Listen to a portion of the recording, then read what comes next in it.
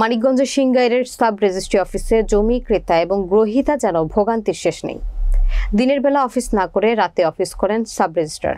Sub registrar হেয়ালিপনার কারণে দিনের বেলা নির্ধারিত সময় জমি রেজিস্ট্রি করতে পারছেন না সেবা গ্রহীতারা। সেবা পেতে অপেক্ষা করতে হয় রাত পর্যন্ত। ফলে ভোগান্তিতে পড়তে হচ্ছে নানা বয়সী এসব সেবা গ্রহীতাদের। নিজস্ব প্রতিবেদক আবুল কালাম আজাদের প্রতিবেদনে থাকছে বিস্তারিত। রবিবার রাত ৯টার দিকে সাব রেজিস্ট্রি অফিসে গিয়ে দেখা যায় পুরো দমে চলছে জমি রেজিস্ট্রির কার্যক্রম। রয়েছে দালাল চক্রের ছড়াছড়ি। এ সময় সংবাদকর্মীরা সাব রেজিস্ট্রি অফিসের ফুটেজ নিতে গেলে সংবাদকর্মীদের উপর চটে যান সিংগাইর উপজেলার সাব রেজিস্ট্রি অফিসের দলিল লেখক নুরুল ইসলাম। এ সময় তিনি সংবাদকর্মীদের মোবাইল ফোন কেড়ে নেন। জানা যায় দলিল লেখক নুরুল ইসলাম, আলী হোসেন এবং মনাইম খা তাদের সাঙ্গপাঙ্গ নিয়ে সাব রেজিস্ট্রি অফিস নিজের নিয়ন্ত্রণে রেখেছেন। স্থানীয়রা জানান ৫ আগস্ট আওয়ামী লীগ সরকার পতনের পর থেকে কয়েকজনকে সঙ্গে নিয়ে সিন্ডিকেট তৈরি করে সাব রেজিস্ট্রি অফিসে রাজত্ব গড়ে তুলেছেন দলিল লেখক নুরুল ইসলাম। ভুক্তভোগীরা জানিয়েছেন কেউ সকাল ৯টায় আবার কেউ বা সকাল ১০টায় আসলেও সেবা পাচ্ছেন না তারা। ফলে রাতের বেলা জমি রেজিস্ট্রির কাজ করতে বাধ্য হচ্ছেন তারা। গাবতলী থেকে আসা জহুরা খাতুন তার বাচ্চাকে কোলে নিয়ে ঘুম পাড়াতে পাড়াতে বলেন, এত রাত পর্যন্ত এভাবে বসিয়ে রেখে রেজিস্ট্রি করাটা হয়রানি ছাড়া আর কিছুই নয়। ঢাকার মিরপুর থেকে আসা ওমর ফারুক নামের একজন ভুক্তভোগী জানান, এত রাত পর্যন্ত বসিয়ে রেখে রেজিস্ট্রি করা যুক্তিসঙ্গত নয়। বর্তমানে তারা হয়রানির শিকার হচ্ছেন বলেও জানিয়েছেন তিনি। সিংগাইর উপজেলার সাব রেজিস্ট্রার মামুনের মুঠোফোনে একাধিকবার ফোন দিলেও সংযোগ পাওয়া যায়নি। ফলে এ বিষয়ে তার বক্তব্য নেওয়া সম্ভব হয়নি।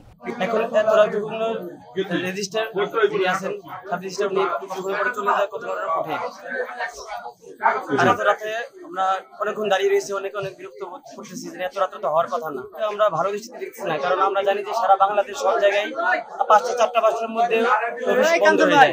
কিন্তু এটা রাত্রে ১০টায়, শীতের দিন রাত্রে ১০টা ১১টা যদি বেজে যায়, ৯টা ১০টা বেজে যায়, ৮টা ৯টা বেজে যায়, তো এটা তো আমাদের জন্য খুব খারাপ। আমরা অনেকে গোলার থেকে আসি, কেউ দেখাচ্ছি মোহাম্মদপুর, মিরপুর, অনেক দূর থেকে আসি। মানে আমরা যদি এত রাত্রে পাই, পথে ঘাটে যদি কোনো ঝামেলা হয়ে যায় বা আমরা রাতে কোথায় থাকবো, এটা আমাদের একটা নিরাপত্তার ব্যাপার সবার আছে। চরম ভাবে ভোগান্তি মানে চরম ভাবে ভোগান্তি। ঢাকা শফিকুল ইসলাম। আচ্ছা, মানে সকাল 10টায় আইছি, খাওয়া দাওয়া নাই, কোনো কিছু নাই, এটা তো হইতেছে না, চলতেছে না। কে বাজে আর দেরি করে আইসে আবার লাঞ্চে গেছে, আবার সন্ধ্যায় নাস্তা খাইতে গেছে, দুনিয়ার ঝামেলা। হ্যাঁ, অনেক অনিরাপদ সমস্যা সব দিকেই ভাই। এই যে টাকা, এই যে পকেটে টাকা দিল, এই যে পকেটে টাকা, দেশে আর সময়ের জন্য দাম নেই। আপনাদের সমস্যা হইতেছে, তাহলে ওনারা সরকারি ভাবে ধরেন না, এনে পাবলিক একটা বেজাল করে তো লাভ নাই। লাস্ট টাইম হিসাবটা দিতেছে, যদি অত অপরাধ না, সমস্যাটা কি? এরা যদি সমস্যা বোধ না করে পাবলিক যারা আছে, তাহলে আপনার কি সমস্যা? পাবলিক তো অভিযোগ দিচ্ছে। আরে এরা হলো 200 টাকা তুমি স্যার যদি কোনো স্যার যদি কোনো দইলা ভাই। আমি পেশায় একজন সংবাদকর্মী। আমি গতকাল রাত 9:30 থেকে 10টার দিকে আমি সিংগাইর উপজেলা থেকে আসতেছি। হঠাৎ দেখি উপজেলার ভিতরে অনেক ভিড়। তো ভিড় দেখে আমি গেলাম। ভিতরে যাওয়ার পর দেখি অনেক মহিলার কোলে বাচ্চা ঘুমিয়ে আছে, অনেক মানুষ ছড়াই ছিটায় বসে আছে। আমি তাদেরকে জিজ্ঞাসা করলাম, এত রাতে আপনার উপজেলায় কি করেন? তারা বলল যে আমরা জমি রেজিস্ট্রি করতে এসেছি।